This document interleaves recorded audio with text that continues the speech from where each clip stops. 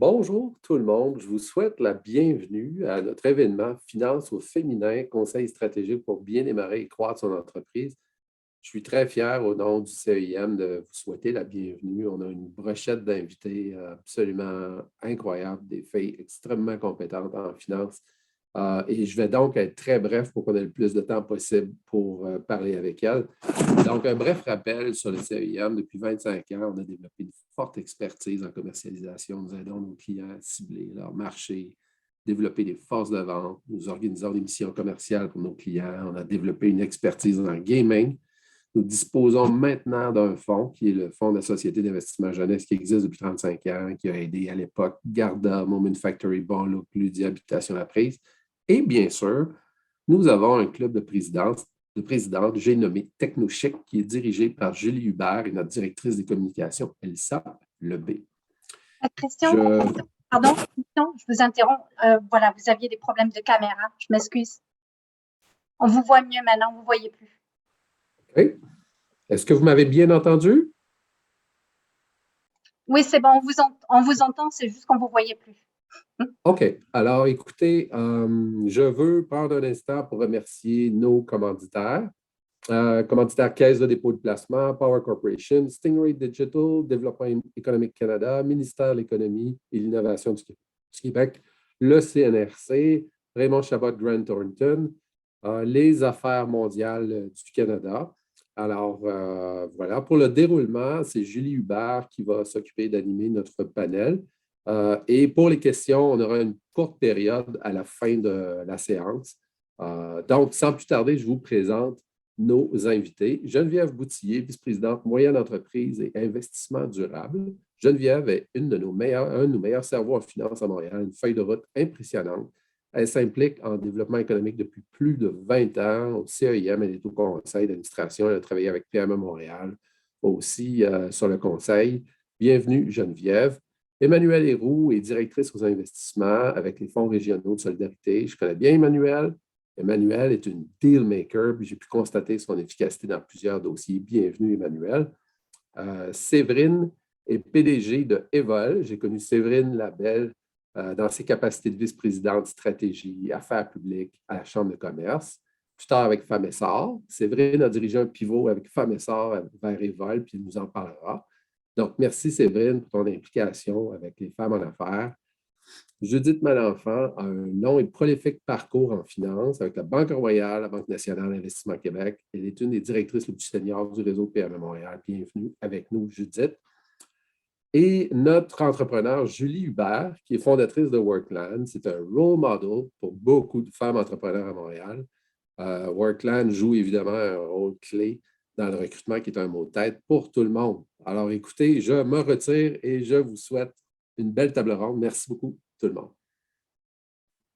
Merci beaucoup, Christian. Donc, bienvenue tout le monde. C'est vraiment tout un honneur d'être la modératrice de ce panel. On va vraiment aborder un sujet qui est hyper intéressant. Donc, bienvenue à tous et à toutes, tous ceux qui peuvent être sur la ligne. Donc, en premier, avant de sauter dans le vif du sujet, j'aimerais parler de TechnoChic. Donc, c'est une initiative du CEIM depuis maintenant, je pense qu'on est dans notre 6e édition. Et le but, c'était vraiment de créer une cellule d'entraide. Donc, on peut dire notre version féminine du fameux Boys Club qu'on entend. Et c'est vraiment pour faciliter les partages entre les femmes entrepreneurs, amener des outils, des conférenciers, des solutions. Et donc, c'est vraiment merveilleux ce qu'on a commencé à bâtir il y a maintenant 6 ans. Et on voit les retombées là, qui sont très, très concrètes. Donc, si vous avez des questions de l'intérêt, je suis certaine qu'Elsa, ça va lui faire hyper plaisir là, de vous en parler un peu plus. Donc, et moi, je suis femme entrepreneur en technologie au niveau des ressources humaines depuis 11 ans presque. Et donc, c'est vraiment le fun d'être modératrice parce que je vois tellement que l'écosystème a changé dans les dernières années. C'est incroyable. Je me rappelle d'avoir été presque, probablement la seule femme dans la première édition du Startup Fest il y a plusieurs années. Aujourd'hui, il y a vraiment tout un engouement, il y a des super beaux programmes et donc, il reste des choses à faire, mais bref, incluant l'initiative TechnoChic, je pense que les acteurs ont vraiment fait beaucoup de chemin. Et donc voilà, tombons dans le vif du sujet, puis on ne va pas attendre avant de se mettre les mains dedans, comme on peut dire. Et donc, j'aimerais demander aux panélistes comment ça se passe, le financement là, en temps de, je ne dirais pas post-pandémie, mi-pandémie, on est comme pris dans le milieu. C'est-tu plus facile, plus difficile? Qu'est-ce que vous avez observé, vécu avec vos dossiers, si vous pourriez nous en parler un petit peu?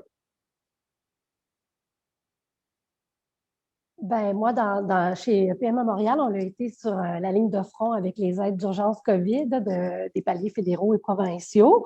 Donc, je dois dire que oui, ce qu'on a remarqué, c'est que les entrepreneurs ont été très, très impactés, mais qu'il y a beaucoup de résilience, beaucoup d'agilité, de créativité.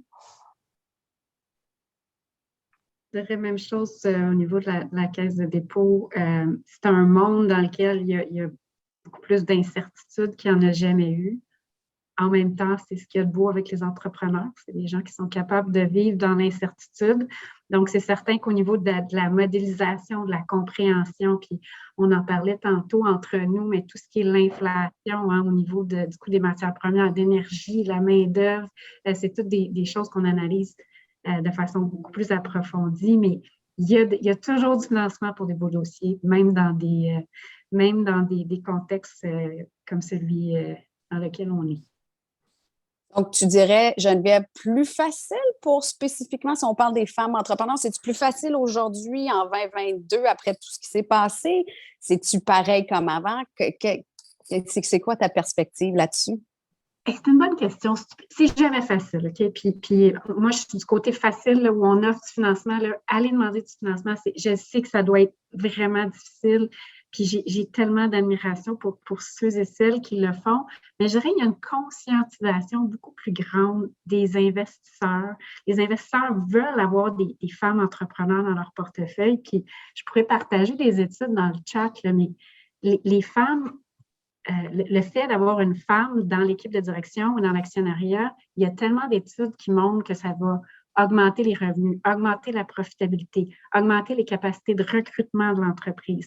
Donc, c'est effectivement, les investisseurs veulent voir plus de femmes. Fait que, je ne dirais pas que c'est facile parce que ça serait vraiment pas respectueux pour toutes celles qui font le chemin en ce moment, mais je pense qu'il y a le vent dans le dos au niveau du financement des femmes entrepreneurs. Emmanuelle, est-ce que toi aussi, tu fais partie d'un gros fonds? Là? Donc, c'est quoi ta perspective que tu as observée de ton côté? Bien, par rapport aux femmes spécifiquement pendant la pandémie, je n'ai pas trouvé que c'est différent des hommes d'affaires dans le sens où on a tous eu à apprendre des nouveaux outils technologiques du jour au lendemain. Ça s'est démocratisé beaucoup, puis finalement, ça nous apporte une nouvelle façon de travailler qu'on va probablement conserver dans une certaine mesure. Là. Moi, le côté que je trouve plus difficile et peut-être que jusqu'à un certain point, c'est la même chose pour les femmes entrepreneurs, c'est qu'il y a quand même un côté très intuitif dans le financement. Quand on rencontre les entrepreneurs en personne, quand on visite l'entreprise, il y a ce côté-là qui, en tout cas, moi, personnellement, ça m'a manqué beaucoup. Là. J'ai l'impression que pour les femmes entrepreneurs aussi, ça peut peut-être représenter un défi.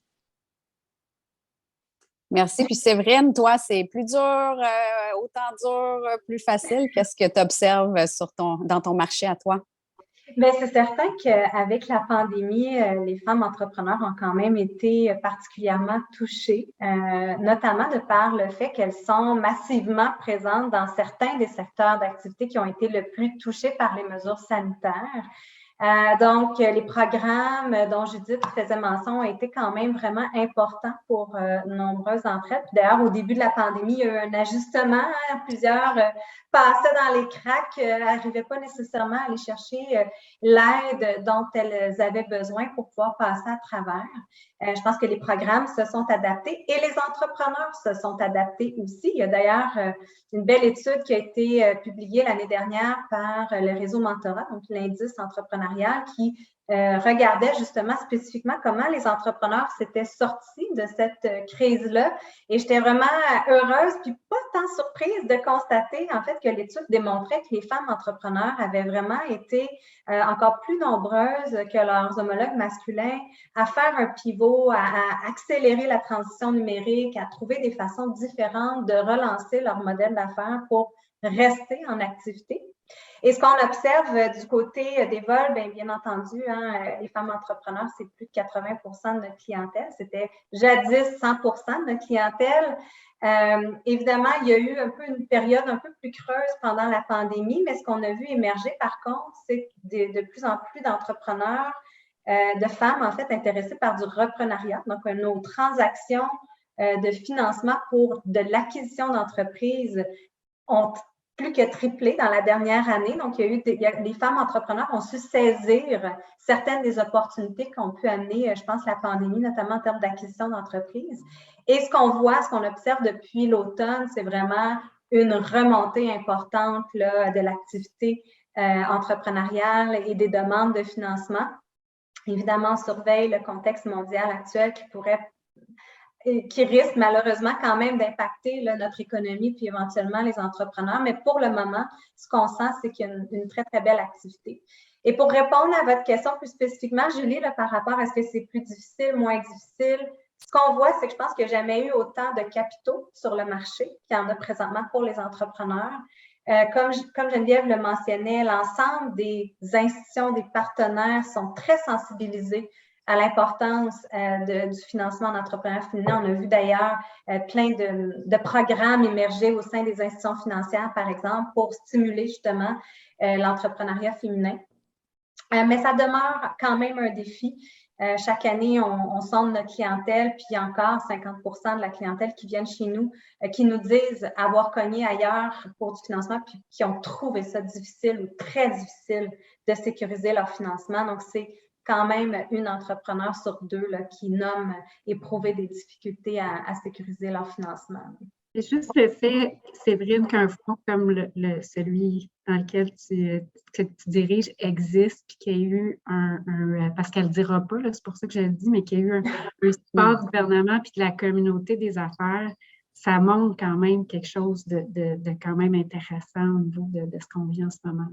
Bien, oui, puis si tu me permets, Julie, juste rapidement, parce que tu as raison, dans la pandémie, on a pris un pivot majeur, puis on a eu beaucoup de chance, mais je pense qu'on a surtout eu des partenaires qui étaient prêts à poser des gestes concrets pour aider les entrepreneurs femmes, mais l'ensemble des entrepreneurs qui sont, je dirais, sous-représentés au sein de notre écosystème entrepreneurial. Donc, le Fonds de solidarité FTQ, Fonds d'action, Banque nationale, BDC, Investissement Québec, le gouvernement du Québec, le gouvernement du Canada, tous des partenaires d'envergure, des partenaires majeurs au niveau qui ont investi dans le fond au sein de notre nouvelle enveloppe de financement.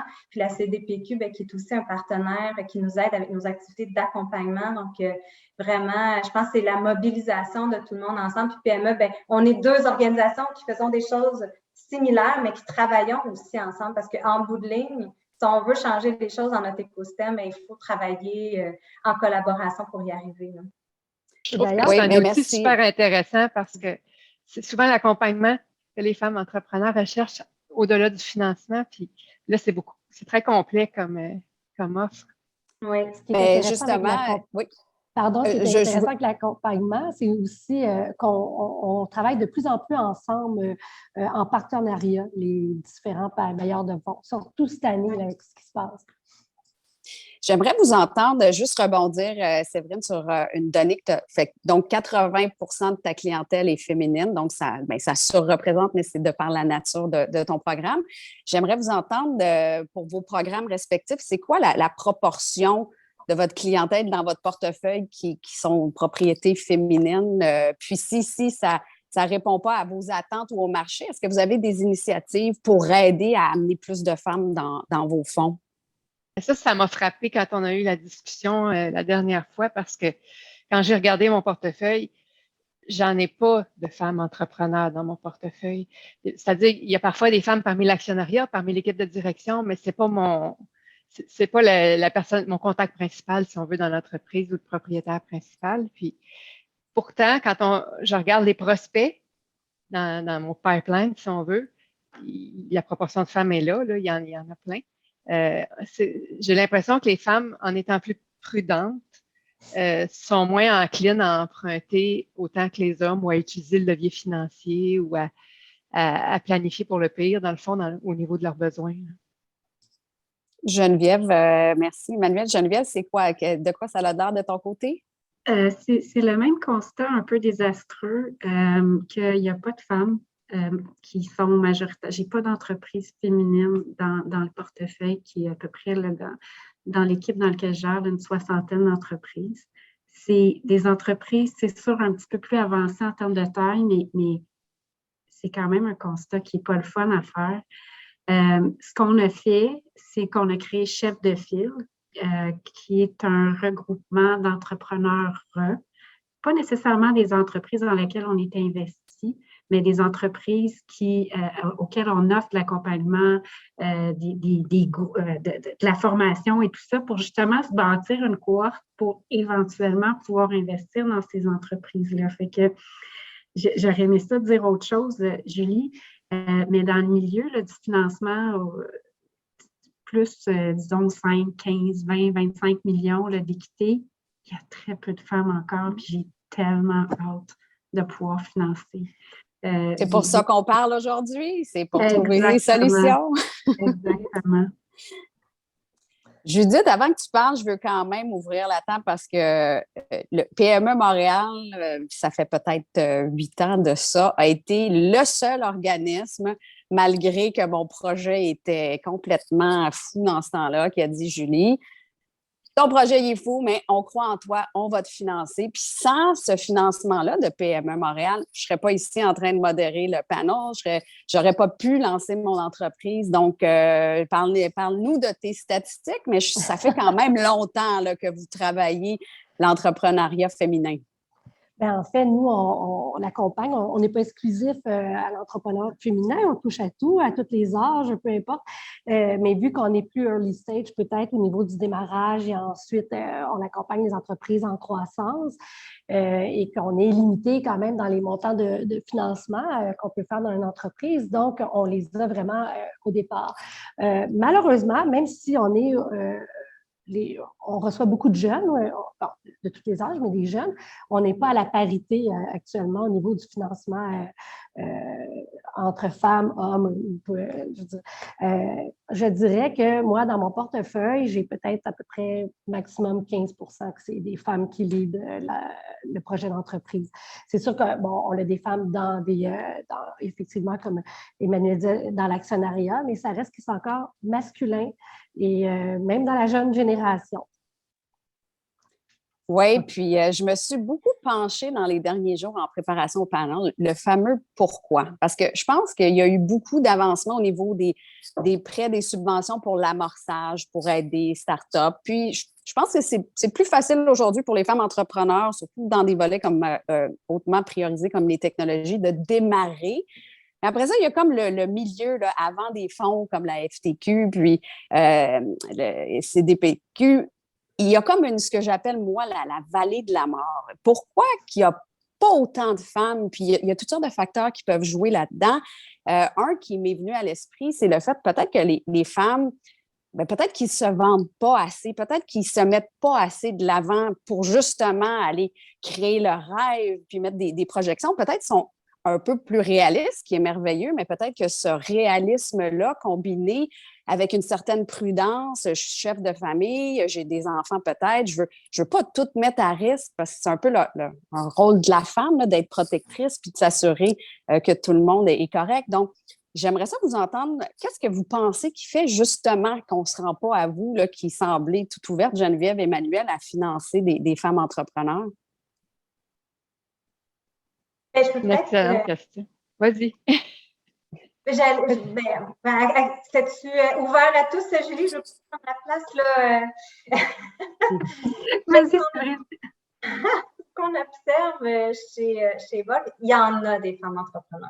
Quand même, on en finance plusieurs centaines là, depuis quelques années. Puis ce qu'on voit de positif, c'est que leur taille augmente, leur demande de financement augmente. Puis tu sais, notre organisation a évolué aussi avec le temps. Quand Femmes et Sœurs a débuté vers la fin des années 90, c'était du microcrédit qu'on offrait avec des prêts de 5 à 30 000 $. Puis éventuellement, bien, avec le fonds pour les femmes entrepreneurs FQ, on a pu prêter jusqu'à 150 000 $. Puis aujourd'hui, avec l'enveloppe des vols, on va jusqu'à 450 000 $. Puis on pensait avoir à travailler fort pour aller chercher des entreprises à propriété féminine qui nous demanderaient des 450 000. Puis non, finalement, ça rentre. Donc, je pense que c'est en train de changer. Peut-être pas à la vitesse qu'on aurait souhaité, mais c'est en train de changer. Puis d'ailleurs, les statistiques nous montrent que la nouvelle génération, elle est à parité. Bon, est-ce qu'elle va chercher du financement à parité? Peut-être pas. Puis l'autre élément aussi, bien, je l'ai nommé tantôt, c'est une question de domaine d'activité. C'est sûr qu'on aimerait voir plus de femmes dans les sciences, la technologie, les entreprises qui ont des hauts potentiels de croissance, les entreprises qui sont souvent dans les créneaux porteurs, les créneaux d'excellence du Québec, elles sont vraiment moins présentes. Puis par ce fait-là, bien, on va moins les voir aussi dans les capitaux de risque, auprès des investisseurs en équité, parce que les entreprises, elles sont massivement présentes dans le secteur plus des services, les services à la personne, la restauration, l'hébergement, les arts, la culture. Donc, parfois, ça peut aussi, par ce genre de domaine-là qui est choisi par beaucoup de femmes, ça peut créer des freins au financement. Mais moi, j'ai envie de dire qu'on a besoin de ces entreprises-là aussi pour avoir une économie qui est riche, qui est variée. Souvent, les services de proximité sont essentiels. Je pense que dans la pandémie, on l'a vu plus que jamais. Mais il faut continuer à faire des efforts, puis à essayer de trouver des façons pour intéresser davantage les femmes aussi à se lancer dans des domaines comme le tien, Julie, en fait, parce que c'est des domaines d'avenir. Puis quand les femmes ne sont pas là, bien, on se prive collectivement d'un point de vue absolument essentiel qui peut nous permettre d'avancer plus loin aussi, puis des retombées, comme Geneviève le mentionnait tout à l'heure. Vas-y, Geneviève, justement, qu'est-ce que tu en penses?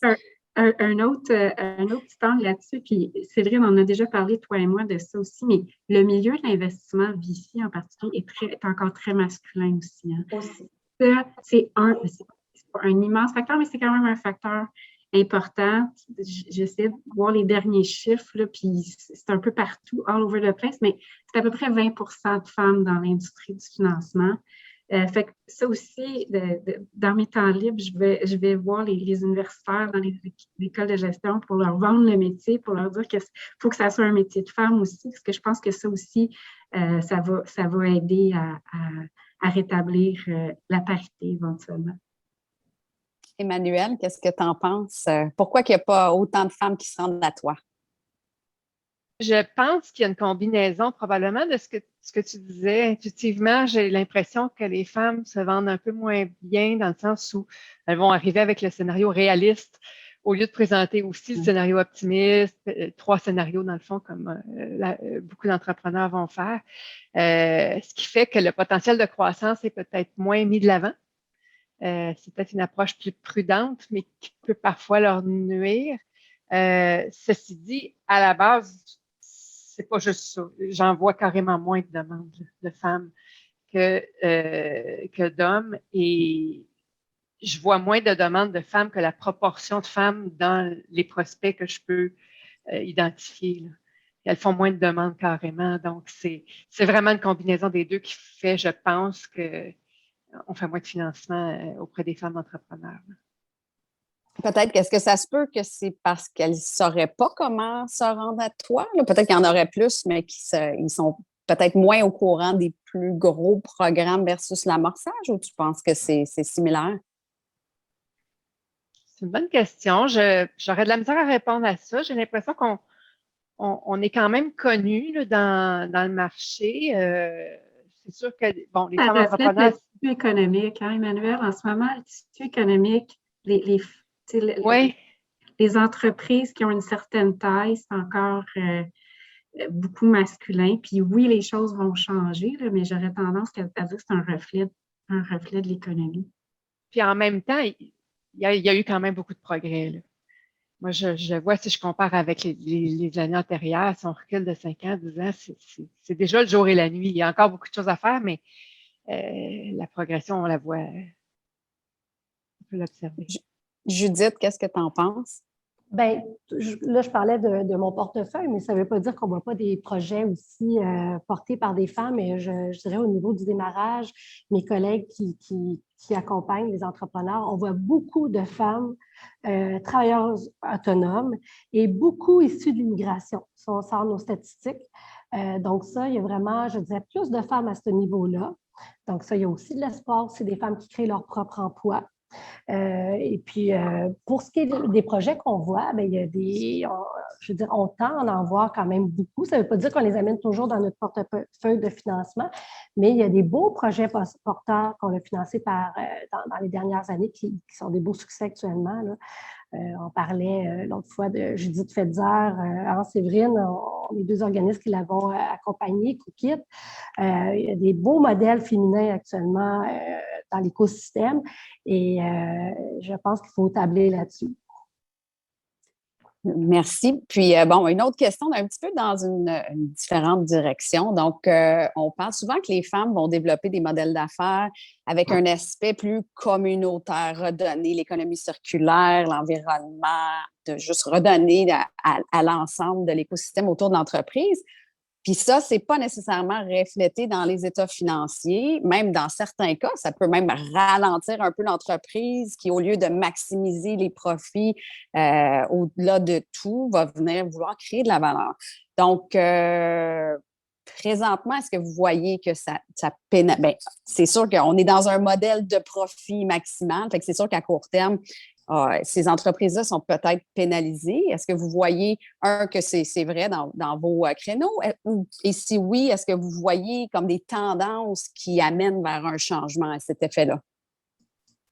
Dans notre cas, oui, beaucoup. C'est d'ailleurs un créneau qui est priorisé par PME Montréal. On a des subventions en développement durable. Et c'est aussi, on le voit beaucoup dans les projets portés par la jeune génération, là, beaucoup axés sur l'économie circulaire, redonner la communauté, autant dans les entreprises ou d'économie sociale. Et c'est vraiment un trend très, très poussé. On le voit aussi parce qu'on est juré ou coach au niveau de collégial en affaires et c'est des critères là, qui sont très, très importants dans les grilles d'analyse pour les étudiants qui présentent des plans d'affaires. Donc, c'est une nouvelle tendance très, très poussée chez nous. La tendance est vraiment, je pense, généralisée auprès des institutions financières en ce moment. Tout ce qui est ce qu'on appelle ESG, là, donc tendance sociale, environnementale et gouvernance. C'est favorisé, c'est des choses qui sont recherchées. Donc, je ne sais pas si c'est vrai que les femmes sont plus là-dedans proportionnellement aux hommes, mais si c'est le cas, ça va les favoriser. En autant, évidemment, comme tu disais, que les profits sont là parce que ça fait partie de nos critères, mais à projet égaux, là, s'il y en a un qui présente ces aspects-là, c'est définitivement un projet qu'on va favoriser. Il y a des études, en fait, Emmanuel, qui démontrent, une étude aux États-Unis qui démontrait que plus une entreprise a des femmes à son conseil d'administration dans la direction de l'entreprise, plus l'entreprise va avoir des hauts résultats en termes de responsabilité sociale. Il y a aussi un sondage pan-canadien qui a démontré que les femmes étaient beaucoup plus enclines à écologiser leur entreprise, si on veut, ou avoir des actions en faveur de la lutte au changement climatique. Et j'ai envie de dire, notre pivot a été inspiré par les femmes elles-mêmes qui nous ramenaient constamment ce souhait-là de se lancer en affaires avec un désir d'avoir un impact positif au sein de leur entreprise, au sein de leur société, au sein de leur communauté. Et je terminerai tout simplement en disant que les grands investisseurs à travers le monde, puis, je parle des plus grands gestionnaires de gros portefeuilles, le portent aussi. La prochaine Silicon Valley, ça va être les entrepreneurs d'impact, ceux qui auront réussi à vraiment créer des entreprises qui amènent des solutions aux enjeux qu'on vit comme société. Puis je pense qu'on n'a jamais été autant face à nos enjeux comme humanité que présentement. Alors, oui, effectivement, une entreprise doit être rentable. Hein, c'est la base pour qu'elle puisse vivre. Mais je pense que de plus en plus, les entreprises sont en mesure de démontrer leur capacité à générer un impact positif, à générer des solutions aux problématiques qu'on vit comme société, vont non seulement mieux performer parce qu'elles vont attirer de la meilleure main-d'œuvre, elles vont attirer les clients parce que les consommateurs aussi veulent acheter d'entreprises qui sont responsables. Les travailleurs veulent travailler pour des entreprises qui apportent un sens, pas juste de la valeur à l'actionnaire, mais vraiment une génération de valeur qui est plus grande. Nous, on y croit tellement qu'on en a fait un critère, une condition d'accès à notre financement. En fait, une entreprise, pour pouvoir être financée par Evol, doit appartenir, puis je réponds en même temps à une question que j'ai vue passer dans le chat, là, à 25%, soit par une femme ou par tout autre entrepreneur, homme ou femme, qui s'identifie à un des groupes qu'on nomme sous-représentés dans notre économie, donc on voit moins actuellement. Donc, on parle des personnes racisées, personnes autochtones, les personnes vivant avec une situation de handicap, les personnes immigrantes, les membres de la communauté LGBTQ2+, également. Et deuxième condition pour avoir accès, l'entrepreneur doit démontrer une volonté ou une capacité déjà effective là, de répondre à un des grands enjeux ou un des grands objectifs déterminés par l'ONU, donc les 17 objectifs de développement durable de l'ONU. Et même si ce n'est pas encore effectif, on va l'accompagner pour arriver à ces objectifs-là avec une mesure aussi, parce qu'évidemment, on mesure la rentabilité financière avec des états financiers, bien, il faut aussi mesurer l'impact social ou environnemental que l'entreprise veut avoir. Mais on va l'accompagner là-dedans parce qu'on a cette conviction profonde-là que c'est ça l'avenir, puis c'est les entreprises qui vont le plus réussir demain, ce sont celles qui vont avoir réussi à conjuguer ces différents éléments-là ensemble. Je suis d'accord, Séverine. Puis tu sais, je ne suis peut-être pas nécessairement d'accord avec la façon dont la question a été amenée, c'est-à-dire est-ce qu'il y a un coût? Pour moi, il n'y a pas de coût à l'ESG, à l'environnement. Pour moi, c'est un investissement, puis c'est même un gage de pérennité. Puis Séverine mentionnait, effectivement, surtout la plus jeune génération vont être attirés vers des milieux de travail où ils vont sentir que ça vient répondre à leurs valeurs profondes. Tu as parlé des consommateurs.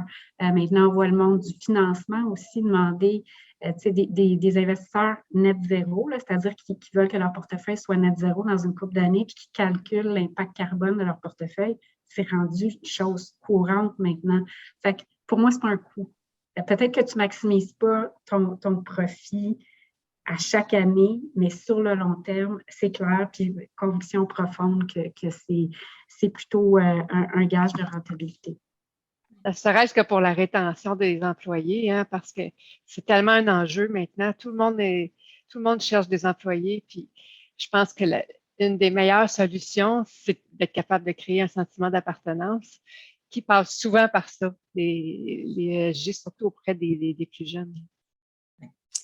Bon, bien, c'est encourageant, donc bien heureuse de l'entendre. Là, j'aimerais qu'on prenne un cas de figure d'actualité. Justement, ça a tombé que ça a été publié aujourd'hui. L'annonce de la Caisse de dépôt qui a investi dans Talent.com, qui est une entreprise québécoise à propriété masculine. 42 millions qui viennent d'être réinvestis. Puis, donc, le total, c'est 95 millions. Donc, c'est une belle histoire, c'est une licorne. Je trouve encore qu'il n'y a pas assez de femmes. Ça serait merveilleux là, si on aurait des femmes qui se rendent là. Puis là, c'est sûr, j'essayais de voir, c'est quoi le parcours? Là? Comment, qu'on soit hommes et femmes, mais peut-être que les femmes sont moins au courant et moins connectées pour faire le parcours qui amène là. Donc, on sait qu'il y a des programmes comme Evol, il y en a d'autres pour l'amorçage, toutes sortes de financements PME Montréal un petit peu plus loin. Il y a une fameuse vallée de la mort, mais il se passe quoi, là? Comment je ferais là, si je suis une femme entrepreneur? Je veux me rendre là. Est-ce qu'il faut que je fasse du networking? Faut-tu que je m'engage des consultants? Il faut-tu que je sois assez sexy pour qu'un VC veuille porter finalement mon dossier puis aller chercher des partenaires? Comment qu'on fait pour avoir un succès comme ça, puis se rendre justement à des fonds comme vous, Geneviève, puis Emmanuel, avec l'aide de Séverine et Judith au passage?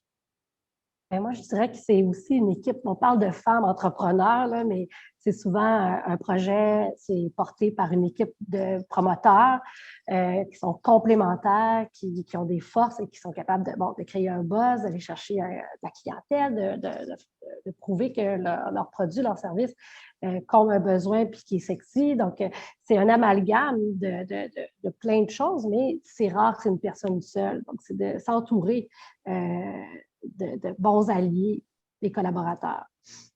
Dans ces cas-là, c'est des entreprises, tu sais, une licorne, ce que tu mentionnais, Talent, il y a Nivei, il y a Lightspeed, toute ce qu'il y a de commun avec ces entreprises-là, c'est des entreprises technologiques qui ont des marchés adressables immenses puis des taux de croissance immenses. Fait que c'est un profil particulier. C'est pas tout le monde, tu sais, ça a certains enjeux aussi de vouloir faire ça. Donc c'est un profil d'entreprise très particulier, mais il faut puis je vais rebondir sur ce que Judith a dit, il faut s'entourer de gens beaucoup plus forts que nous qui l'ont déjà fait, puis ça existe. Faut aller se promener dans les Startup Fest, il faut pitcher son entreprise plein de fois. Donc, c'est vraiment un parcours où vous consultez beaucoup. Puis, il y a Montréal Startup, puis il y a plein d'organisations qui peuvent nous aider dans ce chemin-là. Mais pour moi, c'est un chemin, parce que c'est ça la définition du succès, un talent.com. Oui, pour certaines personnes, mais pour d'autres, c'est complètement autre chose, puis c'est très bien aussi, là. Je pense qu'il y a peut-être deux aspects à considérer dans cette question-là. Au départ, on parle de secteurs un peu moins traditionnellement féminins. À la base, c'est d'essayer d'attirer des étudiants dans ces domaines-là, des étudiantes dans les sciences, dans les technologies, l'information, dans tout ça. On a vraiment une lacune qu'on n'arrive pas à régler en ce moment. L'autre chose, c'est que je l'ai abordé un petit peu tantôt, c'est que quand une entrepreneur ou une équipe arrive avec un plan de croissance, il ne faut pas avoir peur d'aller chercher les fonds nécessaires pour pouvoir l'amener à bien, cette croissance-là. Il ne faut pas se dire, je vais essayer d'emprunter le strict minimum, puis on verra après comment ça va. C'est peut-être là qu'il y a souvent une lacune. Il ne faut pas avoir peur de dire, peut-être que dans ce projet-là, l'outil dont j'ai besoin, mais c'est de l'équité, c'est pas de la dette, parce que c'est ça qui va me permettre d'avoir une stratégie plus globale, puis d'être capable de vraiment mener à bien ce plan de croissance-là. Donc, quand je parlais tantôt de soumettre 3 scénarios, c'est un peu ça. C'est que le scénario optimiste, oui, c'est vrai que les banquiers vont peut-être le couper, hein, mais il sert quand même à évaluer, c'est quoi le pire qui peut arriver au niveau des besoins? Parce que souvent, quand ça se produit, ça implique plus de besoins de fonds de roulement. Donc, il faut être capable aussi de le considérer dans l'analyse.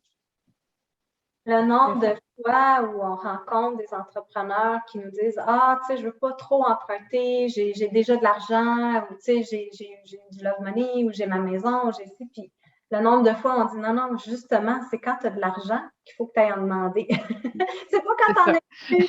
Quand t'en as plus, c'est plus difficile, tu as moins de leverage pour négocier ton taux d'intérêt, tu es plus à risque. Tu sais, quand tu as de l'argent et tu as une bonne situation financière, c'est le moment là, de prévoir plus loin, puis c'est pas grave, à la limite, c'est un montant d'argent qui dort dans ton compte de banque, le temps de mettre les choses en place puis que tu le rembourses. Parce qu'une fois qu'on a tout investi ce qu'on avait, puis que là, on n'est plus dans la meilleure position pour aller faire des demandes de financement. Puis ça, c'est vraiment quelque chose que, tu sais, je sais pas, je peux pas dire pour les hommes, parce que nous, on accompagne les femmes de façon générale, mais c'est quand même un message qu'on répète souvent. Ouais. Le fameux effet de levier, là. Quand ton entreprise est en bonne santé, c'est souvent le temps aussi de propulser. Oui. Absolument. Donc, bien intéressant. En termes de... c'est sûr que les jeunes générations, je pense qu'ils vont tout changer. Ils sont très équilibrés. Il n'y a pas homme-femme. Il y a vraiment beaucoup plus... J'ai égalité comme mot là, entre eux. Maintenant, on est dans le monde d'aujourd'hui, puis la femme entrepreneur qui est présidente de son entreprise, on va des fois, souvent, fréquemment avoir des enfants, une famille, des engagements. Puis ça ne veut pas dire qu'il n'y a pas des hommes, mais disons qu'il y a quand même une plus haute proportion aujourd'hui de femmes qui sont vraiment la chef d'orchestre des organisations.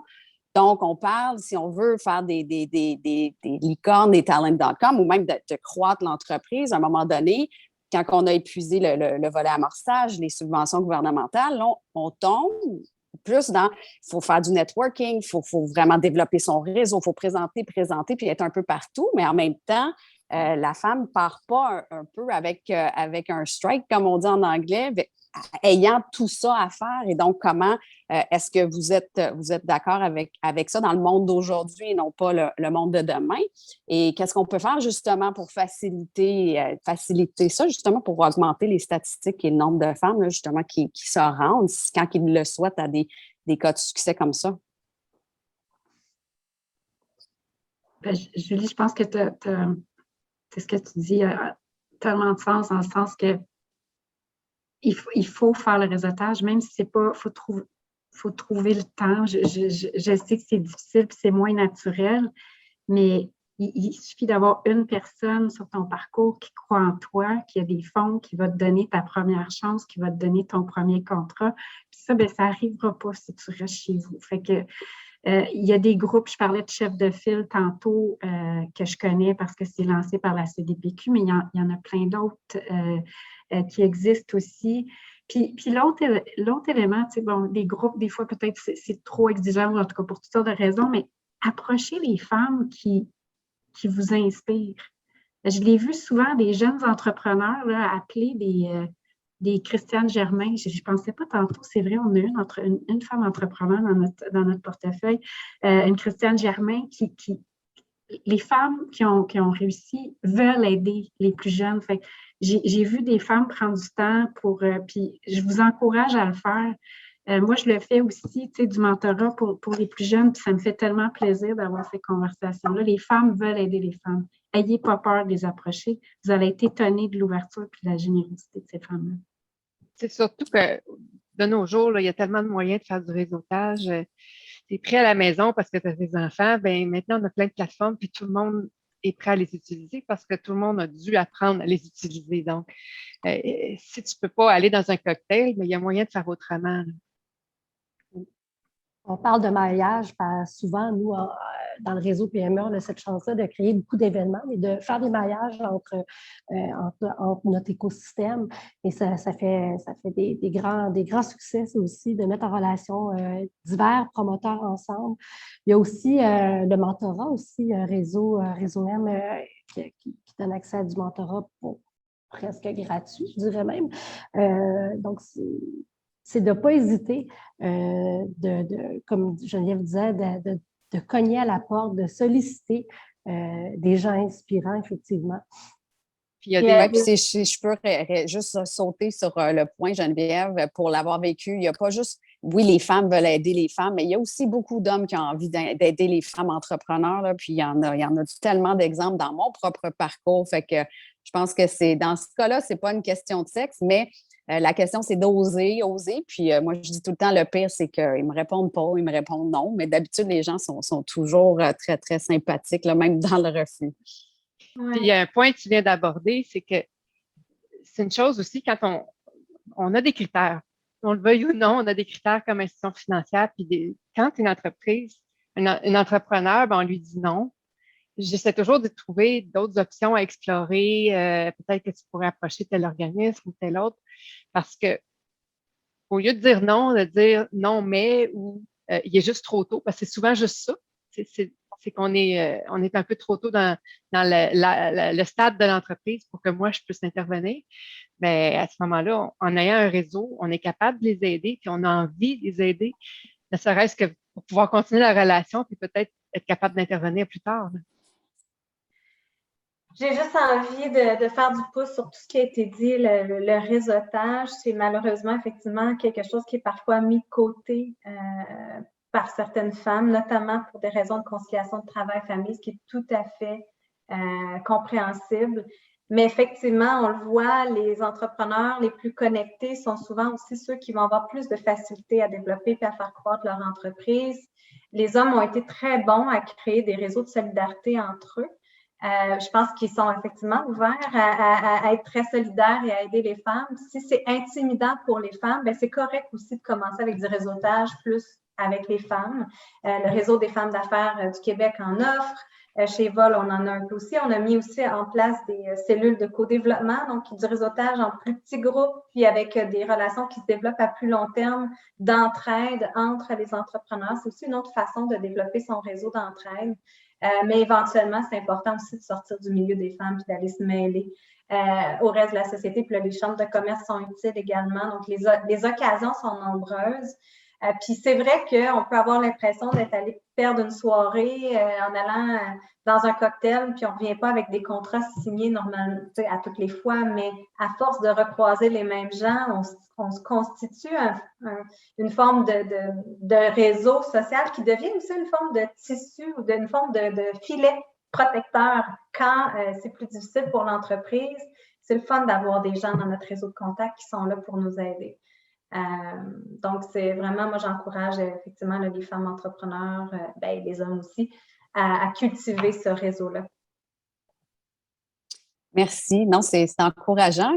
Et donc, un petit point à aborder. Bon, c'est sûr qu'on sait, il y a le Boys Club, mais il n'y a pas nécessairement le Women's Club. Donc, j'entends qu'il y a des initiatives en branle. Il y a définitivement TechnoChic qui, je pense, qui est en train de tisser la voie là, pour des initiatives. Qu'est-ce qu'on peut? Avez-vous des idées, là? Geneviève, tu parlais d'un programme qui vient de démarrer de ton côté, là. Donc, moi, je pense qu'il y a matière à augmenter l'entraîne féminine pour justement faciliter. Qu'est-ce que vous pensez de tout ça pour justement faciliter la traversée là, à travers les différentes phases de financement? Bien, c'est super important. Puis TechnoChic, bravo pour cette en plus, femme en technologie, là, qui est un créneau d'un créneau. J'aimerais peut-être sur un autre élément du réseautage. J'ai vu des femmes et des hommes aller chercher dès le départ de leur entreprise ou assez tôt, se bâtir un petit comité aviseur. Pas besoin de faire un conseil d'administration, là, mais un petit comité aviseur, 2-3 personnes, des fois des gens plus proches. Ça aussi, vous seriez étonnés. Tu sais, des fois, les gens n'ont pas le temps et ils vont dire non, là, mais vous seriez étonnés de voir que les gens ont le goût de redonner. Là, tu sais, ceux qui sont en fin de carrière, ils ont le goût d'être occupés, ils ont le goût de redonner. Donc moi, c'est quelque chose que je recommande beaucoup. Là, tu sais, on commence petit, 2-3 personnes, là, mais j'ai vu beaucoup de valeur dans ma carrière des gens qui ont fait ça. Fait que oser demander, cogner aux portes d'une façon plus proactive jusqu'à temps que le réseau d'entraide se développe un peu plus. Ouvrir à ces gens-là, leur parler de vos enjeux, puis ça a l'air, c'est la première fois que vous le vivez, là, mais c'est pas banal, mais c'est commun. Puis il y en a d'autres qui sont passés à travers ces enjeux-là. Oui, puis si je peux rebondir, excuse-moi, j'ai juste une petite anecdote. Effectivement, il y a plein d'instances dans ma carrière où justement au cocktail que j'avais pas envie d'aller parce qu'il neigeait 20 cm dehors, puis j'étais fatiguée, puis j'y allais, puis je disais « Oh mon Dieu, j'ai rencontré telle personne », puis des fois, c'est cette personne-là qui m'aidait ou cette personne-là qui me mettait en relation avec quelqu'un qui m'ouvrait une porte. Fait que je suis tout à fait d'accord avec ce point-là, mais c'est sûr que c'est pas toujours évident, là, surtout quand on a des jeunes enfants, c'est pas tout le temps possible, là, mais c'est quand on peut, puis que c'est possible, là, on peut vraiment créer beaucoup de valeur comme ça. Ces cocktails-là vont revenir, là, parce que là, on a été en pandémie pendant 2 ans, là, tout était arrêté. Nous, le réseau, ça va revenir. On organise, là, je ne peux pas vous donner de date, c'est pas encore en branle, mais on organise beaucoup d'activités de marché et de maillage. Donc, les buzz vont revenir, là, la possibilité de connecter entre nous, là. Puis il y a tellement de services dans l'écosystème. J'ai en tête Andrea Gomez, qui est une des entrepreneurs qu'on a financées de l'entreprise OMI Laboratoire, qui est en pleine croissance, une croissance fulgurante. Pendant la pandémie, ils sont en train de construire leur nouveau laboratoire, un grand édifice manufacturier. Tu sais, vraiment, wow! Mais je regarde Andrea aller, là. Elle s'implique au Réseau des femmes d'affaires du Québec. Elle est allée chercher un mentor avec le réseau mentorat. Elle suit l'accompagnement avec nous. Elle utilise nos experts. On a 150 experts chez Evol. C'est gratuit d'avoir accès à une rencontre avec un de nos experts dans tous les domaines possibles, marketing, RH, légal. Là, des fois, une petite rencontre d'1 heure, 2 heures, ça peut tout réaligner, puis une nouvelle connaissance qui peut peut-être nous mettre en lien avec quelqu'un d'autre. Elle a fait partie des cellules de co-développement. Donc, il y a d'autres façons de réseauter que d'aller dans des cocktails. Puis l'écosystème foisonne d'initiatives pour permettre aux entrepreneurs de se rencontrer. Je pense qu'il faut juste oser aller de l'avant, faire les recherches, prendre le temps d'y aller, puis d'essayer de tirer parti de tous ces services-là qui sont, pour la plupart, financés par le gouvernement, donc gratuits pour les entrepreneurs. Mesdames, je ne veux pas vous interrompre, mais on s'était dit qu'on gardait quelques minutes à la fin pour des questions. Donc, il est 14h52, on aurait 5-6 minutes pour les questions. Je vois d'ailleurs dans le chat, existe-t-il des listes, des répertoires pour savoir où commencer pour parler de nos projets en croissance? Des réactions? Appelez PME Montréal, Eva. C'est une bonne idée, absolument. Absolument. Puis peut-être une question qui m'a été posée avant l'événement. Il y a certaines femmes, puis je pense que c'est important d'aborder ce sujet-là, qui pensent puis Séverine, tu ne peux pas répondre parce que clairement, ce n'est pas de ta vocation là, au niveau des vols, mais que certains fonds par certains organismes qui est plus pour bien paraître, on encourage les femmes, mais là, les femmes se disent, oui, mais on ne trouve pas personne là, qui ont été financées par ces fonds-là. Donc, qu'est-ce que vous répondriez? Parce que c'est vrai qu'on est vraiment dans une effervescence de toutes sortes de programmes. Et donc, que diriez-vous là, aux femmes qui amènent cette question-là?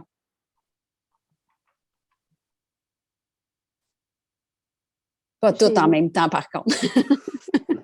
En fait, je ne suis pas certaine d'avoir compris la question. Moi non plus. Non, c'est ça. Fait qu'il y a certaines femmes qui disent, bon, disons, je suis une banque, puis donc je me dis, je veux bien paraître pour mes consommateurs, fait que je vais mettre une initiative. Mais il y a certaines femmes qui disent, mais tu sais, on ne trouve pas l'effet réel. Et donc, j'aimerais, parce que vous avez Geneviève, tu parlais de ton programme à l'interne chez vous. Donc, qu'est-ce que vous répondriez à ces personnes-là là, qui trouvent peut-être que l'effet sur le marché ressenti n'est peut-être pas en lien avec les attentes, disons, après les annonces des programmes? Écoute, il y a toutes sortes de raisons pourquoi cette personne-là peut sentir ça, mais je dirais que il n'y a jamais eu autant de financement féminin qu'il y en a eu. J'ai l'impression que il faut apprendre à se faire dire non aussi. Puis ça, je ne sais pas si c'est féminin ou masculin, c'est pas le fun. Personne n'aime ça. Mais c'est pas parce qu'une demande a été refusée. Tu sais, la plupart des entrepreneurs, là, c'est pas la première demande de financement qui a fonctionné. Là, c'est la 14, 15e, 16e, peu importe, ils se sont repris comme ça, ils ont essayé plus tard. Fait que je dirais patience, persévérance, continuer, raffiner son approche, demander des conseils aux gens qui ont réussi pour voir comment ils ont réussi. Mais persévérance là-dedans aussi. Comme ils sont capables, c'est des entrepreneurs. Alors, ils ont la persévérance et la résilience, c'est sûr. Oui, fait que ça ne veut pas dire, si ça ne fonctionne pas une fois, ça ne veut pas dire que ça ne va pas fonctionner. Il n'y a rien de personnel. Rien de personnel. C'est pas personnel. Des fois, c'est juste pas le bon moment pour l'institution financière où tu t'es adressé. Des fois, c'est vraiment juste une question d'aller voir, de trouver le bon programme à bonne place. Puis c'est vrai que c'est difficile de s'y retrouver, là. Il y en a tellement des programmes. Je pense que on aurait avantage à regrouper toutes les initiatives féminines dans un même bucket, là, puis qu'elles soient toutes clairement expliquées au même endroit, là, mais il y en a tout le temps des nouvelles. C'est difficile de garder le fil, là, mais que ce soit pour les femmes ou que ce soit les autres types de programmes, il y en a vraiment beaucoup, puis c'est pas facile, là. Des fois, c'est vraiment de faire appel à des consultants ou des conseillers qui les maîtrisent toutes, c'est leur job. Ça peut être ça. Oui, mais je pense que c'est bien. Au moins, il y en a des initiatives là, qu'on ne sait pas toute la portée puis combien d'entreprises sont financées, mais c'est mieux que de ne pas avoir de programme. Puis aussi, je pense que ça crée un certain mouvement, ça l'embarque d'autres, ça crée finalement peut-être des effets secondaires qui vont encourager l'entrepreneuriat féminin, peut-être pas directement à travers ces fonds-là, mais à travers des micro-actions là, qui peut avoir quand même bénéficié de l'effet multiplicateur. Fait que je pense qu'au moins, c'est dans la bonne direction. Oui, c'est puis tu sais, c'est certain. pas avoir peur de dire, bon, ben, OK, vous pouvez pas m'aider maintenant. Est-ce que vous savez où je pourrais m'adresser? Parce que souvent, ces gens-là, ils ont une petite idée. Où est-ce que vous pourriez essayer, là? Mm. J'ai une question dans le chat qui demande quand on se fait refuser, est-ce que vous expliquez toujours les raisons pourquoi, puis d'amener des recommandations aux entrepreneurs pour que la prochaine fois, là, ça soit pas un non, mais que ça soit un oui? Moi, je le fais à chaque fois, puis je prends le temps de le faire. Pour moi, c'est important, puis ça fait partie je ne Absolument. pourrais pas le faire autrement. Là. Je pense que c'est important de le faire comme investisseur. Oui. Nous, c'est également c'est notre rôle aussi d'accompagner. Donc, c'est clair que d'expliquer, souvent, c'est pas toujours facile. Ça peut être blessant, comme on disait tantôt, parce que souvent, on est plus cartésien. On y va vraiment des fois sur la base de structure, de chiffres, de ratios. Donc, mais oui, effectivement, on le communique. Des fois, on apporte des solutions. C'est pas toujours possible. C'est pas toujours... souvent, il y a des réalignements, des réajustements, comme on a mentionné précédemment. Mais c'est notre rôle de jouer à ce rôle conseil-là. Même chose de mon côté, du côté des vols, mais j'ai envie de dire, si vous allez à quelque part, vous faites dire non, puis vous ne faites pas expliquer pourquoi, demandez-la la question. Prenez le temps de questionner pourquoi, puis qu'est-ce que je peux faire différent la prochaine fois, puis si je le faisais de même, ça serait-tu correct? Prenez ça en charge aussi, j'ai envie de dire, mais vous avez le droit d'avoir des réponses par rapport à un pourquoi de refus. Mesdames, Parfait. il nous reste 2 minutes. Je prends donc 15 secondes pour vous remercier. Emmanuelle, Geneviève, Julie, Judith, Séverine. C'était vraiment un treat. On est vraiment chanceux de travailler avec des femmes comme vous. Puis on va parler de vous à nos 1000 meilleurs amis. Donc, vous allez entendre parler de nos clients. Puis Julie, je vais te céder la parole pour le vrai mot de la fin. Merci, Christian, puis merci à tous les panélistes. C'était vraiment intéressant. Si je peux dire du point de vue entrepreneur, et donc ça fait presque 11 ans que justement je cours le financement. Je me suis fait dire non plusieurs fois, surtout dans les départs. On se fait plus dire non au départ, mais sachez qu'avec le temps, on raffine, on collecte des données sur le pourquoi qu'on est refusé, puis le taux de succès par la suite, là, c'est vraiment exponentiel. Fait que suivez votre instinct sur votre projet d'affaires, lâchez pas, persistez, comme Geneviève a dit, parce que honnêtement, je suis là pour le dire, là, ça fonctionne, puis il y a toujours des moyens, puis il y a toujours des gens, hommes et femmes, qui sont prêts à nous aider sur notre parcours. Là, donc, osez demander. Puis, je vous souhaite à toutes très, très bon succès dans vos projets d'affaires.